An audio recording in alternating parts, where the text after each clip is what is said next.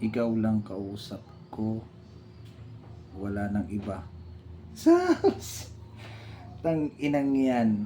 Narinig ko na yan.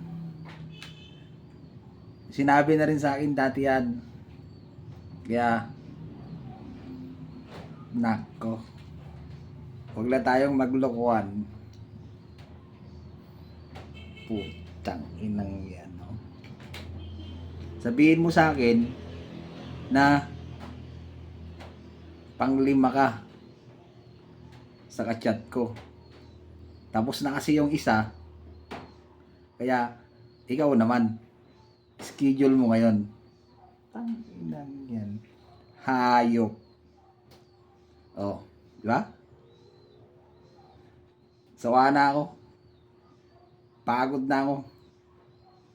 Sa kakaintindi ng ganyan. Putik na yan. Di ba?